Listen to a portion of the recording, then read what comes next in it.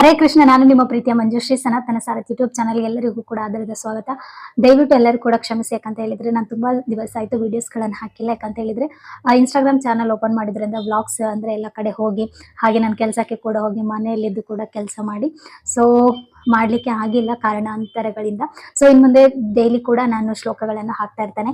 ಮತ್ತೆ ನಂಗೆ ಒಂದು ರೀಸೆಂಟ್ ಆಗಿ ಒಂದು ಕಮೆಂಟ್ ಬಂದಿತ್ತು. ಏನಂತ ಹೇಳಿದ್ರೆ ಒಳ್ಳೆ ಕಮೆಂಟ್, ಅವರಿಗೆ ತುಂಬಾ ಥ್ಯಾಂಕ್ಸ್ ಹೇಳಲಿಕ್ಕೆ ಇಷ್ಟಪಡ್ತೇನೆ. ಒಬ್ರು ಅಕ್ಕ ಕಮೆಂಟ್ ಮಾಡಿದ್ರು, ಫಸ್ಟ್ ಶ್ಲೋಕವನ್ನು ಓದಿ ಆನಂತರ ಅದ್ರ ವಿವರಣೆ ಕೊಡಿ ಅಂತ ಹೇಳಿ. ನಿಜಕ್ಕೂ ಅದು ನಂಗೆ ಇಷ್ಟ ಆಯ್ತು. ಯಾಕಂತ ಹೇಳಿದ್ರೆ ನಾ ಕೆಲವೊಂದು ಶ್ಲೋಕದ ಓದಿದ್ದೇನೆ, ಕೆಲವೊಂದು ಡೈರೆಕ್ಟ್ ಆಗಿ ಸ್ಟೋರಿ ಸ್ಟಾರ್ಟ್ ಮಾಡಿದ್ದೀನಿ. ಸೊ ಹಾಗಾಗಿ ಇನ್ ಮುಂದೆ ಶ್ಲೋಕನೇ ಸ್ಟಾರ್ಟ್ ಮಾಡಿ ನೆಕ್ಸ್ಟ್ ಅದ್ರ ವಿವರಣೆಯನ್ನು ಕೊಡ್ಲಿಕ್ಕೆ ನಾನು ಒಂದು ಪ್ರಯತ್ನ ಪಡ್ತೇನೆ.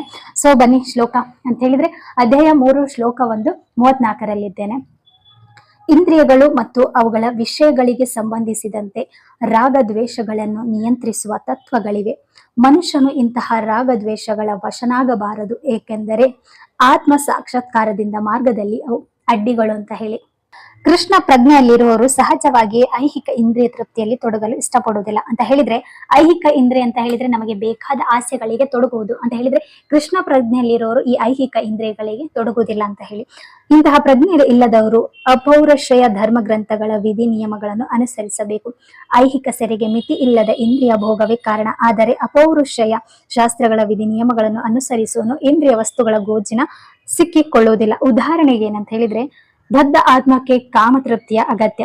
ವಿವಾಹ ಬಂಧನದ ಸ್ವಾತಂತ್ರ್ಯದ ಮಿತಿಯಲ್ಲಿ ಕಾಮತೃಪ್ತಿಗೆ ಅವಕಾಶ ಉಂಟು. ಈಗ ಕಾಮತೃಪ್ತಿಗಾಗಿ ಮದುವೆ ಅನ್ನೋದು ಒಂದು ಬಂಧನ ಇರ್ತದೆ. ಸೊ ಇದು ಒಂದು ನೆಪ, ಆದ್ರೆ ಅವಾಗ ಕಾಮತೃಪ್ತಿಗೆ ಇದೊಂದು ಅವಕಾಶ ಅಂತ ಹೇಳಿ ಇಲ್ಲಿ ಹೇಳ್ತಿರ್ತಾರೆ. ಶಾಸ್ತ್ರಗಳ ಆದೇಶದಂತೆ ತನ್ನ ಪತ್ನಿಯ ಹೊರತಾಗಿ ಬೇರೆ ಯಾವ ಹೆಂಗಸಿನೊಡನೆಯೂ ಕಾಮಭೋಗ ಪಡೆಯುವಂತಿಲ್ಲ. ಉಳಿದೆಲ್ಲ ಸ್ತ್ರೀಯರನ್ನು ತನ್ನ ತಾಯಿಯಂತೆ ಕಾಣತಕ್ಕದ್ದು. ಇಂತಹ ಆದೇಶಗಳಿದ್ದರೂ ಮನುಷ್ಯನು ಇತರ ಸ್ತ್ರೀಯರೊಡನೆ ಕಾಮಭೋಗ ಪಡಲು ಪ್ರವೃತ್ತಿಯವನಾಗಿರುತ್ತಾನೆ. ಇಂತಹ ಪ್ರವೃತ್ತಿಗಳಲ್ಲಿ ಕಡಿವಾಣವನ್ನು ಹಾಕಬೇಕು, ಇಲ್ಲವಾದರೆ ಅವು ಆತ್ಮ ಸಾಕ್ಷಾತ್ಕಾರದಿಂದ ಮಾರ್ಗದಲ್ಲಿ ಅಡ್ಡಿಗಳಾಗುತ್ತವೆ ಅಂತ ಹೇಳಿದ್ರೆ.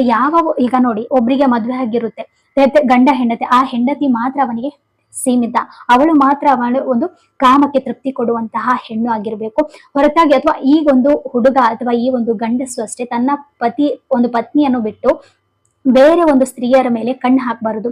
ತನ್ನ ಹೆಂಡತಿಯ ಬಿಟ್ಟು ಉಳಿದೆಲ್ಲರೂ ಕೂಡ ಅವರ ತಾಯಿಯ ಸಮಾನ ಅಂತ ಹೇಳಿ ಈ ಒಂದು ಭಗವದ್ಗೀತೆಯಲ್ಲಿ ಹೇಳ್ತಿದ್ದಾರೆ. ಇತ್ತೀಚಿನ ದಿನಗಳಲ್ಲಿ ನಾವು ನೋಡ್ತಾನೆ ಇರ್ತೇವೆ, ಮಿತಿ ಮೀರಿ ಹೋಗಿದೆ ಅಂತ ಹೇಳಿದ್ರೆ ನಮ್ಗೆಲ್ಲರಿಗೂ ಕೂಡ ಗೊತ್ತು. ಅದ್ರ ಬಗ್ಗೆ ತುಂಬಾ ವಿವರಣೆ ಬೇಡ. ಮುಂದಿನ ಒಂದು ಶ್ಲೋಕ ಕಂಟಿನ್ಯೂ ಮಾಡುವ. ನಿಯಮಗಳಿಗೆ ವಿಧೇಯವಾಗಿ ಇಂದ್ರಿಯ ಅಪಘಾತಗಳು ಸಾಧ್ಯತೆಯೂ ಇರುವ ಹಾಗೆ ರಸ್ತೆಗಳನ್ನು ಬಹು ಎಚ್ಚರಿಕೆಯಿಂದ ಒಳ್ಳೆಯ ಸ್ಥಿತಿಯಲ್ಲಿ ಉಳಿಸಿಕೊಂಡು ಬಂದಿರಬಹುದು. ಆದರೂ ಅತ್ಯಂತ ಸುರಕ್ಷಿತ ರಸ್ತೆಯಲ್ಲೂ ಸಹ ಅಪಘಾತ ಆಗುವುದೇ ಇಲ್ಲ ಎಂದು ಯಾರು ಖಂಡಿತವಾಗಿಯೂ ಭರವಸೆ ನೀಡಲು ಸಾಧ್ಯವಿಲ್ಲ.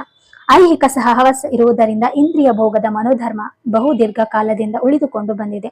ಆದುದರಿಂದ ಇಂದ್ರಿಯ ತೃಪ್ತಿಯು ನಿಯಂತ್ರಣಕ್ಕೆ ಒಳಗಾಗಿದ್ದರೂ ಪತನದ ಸಾಧ್ಯತೆ ಇದ್ದೇ ಇದೆ. ಆದುದರಿಂದ ನಿಯಂತ್ರಿತ ಇಂದ್ರಿಯ ತೃಪ್ತಿಯ ಆಸಕ್ತಿಯನ್ನು ಸಹ ನಿಶ್ಚಯವಾಗಿಯೂ ತಪ್ಪಿಸಬಹುದು. ಆದರೆ ಕೃಷ್ಣ ಪ್ರಜ್ಞೆಯಲ್ಲಿ ಎಂದರೆ ಸದಾ ಕೃಷ್ಣನ ಪ್ರೇಮ ಪೂರ್ವಕ ಸೇವೆಯಲ್ಲಿ ಆಸಕ್ತಿಯನ್ನು ಬೆಳೆಸಿಕೊಂಡರೆ ಅದು ಎಲ್ಲಾ ಇಂದ್ರಿಯ ಕರ್ಮಗಳಿಂದ ಮನುಷ್ಯನನ್ನು ಕಾಪಾಡುತ್ತದೆ. ಆದುದರಿಂದ ಬದುಕಿನ ಯಾವುದೇ ಘಟಕದಲ್ಲಿಯೂ ಕೃಷ್ಣ ಪ್ರಜ್ಞೆಯಲ್ಲಿ ಅನುಸಕ್ತರಾಗಲು ಪ್ರಯತ್ನಿಸಬಾರದು. ಎಲ್ಲಾ ರೀತಿಯ ಇಂದ್ರಿಯ ಶಕ್ತಿಯಿಂದ ದೂರವಾಗುವ ಉದ್ದೇಶವು ಅಂತಿಮವಾಗಿ ಕೃಷ್ಣ ಪ್ರಜ್ಞೆಯಲ್ಲಿ ವೇದಿಕೆಯಲ್ಲಿ ನೆಲೆಯನ್ನು ಕಂಡುಕೊಳ್ಳುವುದು ಅಂತ ಹೇಳಿ ಹೇಳ್ತಿದ್ದಾರೆ. ಅಂತ ಹೇಳಿದ್ರೆ ಈಗ ಎಷ್ಟೇ ಸುರಕ್ಷಿತವಾಗಿ ಇರುವಂತಹ ಒಂದು ರಸ್ತೆಯಲ್ಲಿ ಹೋದ್ರೆ ಕೂಡ ಅಪಘಾತ ಹಾಗೆ ಆಗ್ತದೆ, ಅಥವಾ ಅದು ಆಗಲ್ಲ ಅಥವಾ ಆಗ್ತದೆ ಅನ್ನೋದಕ್ಕೆ ಯಾರಿಗೂ ಕೂಡ ಹೇಳಲಿಕ್ಕೆ ಆಗಲ್ಲ. ನಾವು ಎಷ್ಟೇ ಜಾಗ್ರತೆಯಿಂದ ಇದ್ರೆ ಕೂಡ ಕೆಲವು ಬಾರಿ ಆಕ್ಸಿಡೆಂಟ್ ಅನ್ನೋದು ಆಗ್ತದೆ. ಅದು ನಮ್ಮ ಒಂದು ಕರ್ಮ ಅಥವಾ ನಮ್ಮದೊಂದು ಹಣೆಯಲ್ಲಿ ಹಣೆ ಬರಹ ಅಂತ ಹೇಳ್ತಾರಲ್ವಾ. ಸೊ ಹಾಗಾಗಿ ಈ ಒಂದು ಶ್ರೀಕೃಷ್ಣನ ಪ್ರಜ್ಞೆ ಇರುವವರು ಈ ರೀತಿ ತಪ್ಪುಗಳನ್ನು ಮಾಡ್ಲಿಕ್ಕೆ ಇಲ್ಲ ಅಂತ ಹೇಳಿ ಈ ಭಗವದ್ಗೀತೆಯಲ್ಲಿ ಒಂದು ಹೇಳ್ತಿದ್ದಾರೆ. ಅಂತ ಹೇಳಿದ್ರೆ ನಾವೆಷ್ಟೇ ಒಂದು ಜಾಗ್ರತೆಯಿಂದ ಇದ್ರೆ ಕೂಡ ನಮ್ಮ ಕರ್ಮ ಅನ್ನೋದು ಬಿಡುವುದಿಲ್ಲ ಅನ್ನೋದು ಅಂತ ಹೇಳಿ. ಸೊ ಈ ಒಂದು ಮೇನ್ ಈ ಉದ್ದೇಶ, ಈ ಶ್ಲೋಕದ ಉದ್ದೇಶ ಏನಂತ ಹೇಳಿದ್ರೆ, ತನ್ನ ಹೆಂಡತಿಯ ಬಿಟ್ಟು ಪರರು ಎಲ್ಲರೂ ಕೂಡ ಸ್ತ್ರೀಯರು ತಾಯಿಯ ಸ್ಥಮಾನ ಅಂತ ಹೇಳಿ ಈ ಒಂದು ಮುಖ್ಯವಾಗಿ ಇದರ ಒಂದು ಸಂದೇಶ ಅಂತಾನೆ ಹೇಳ್ಬೋದು.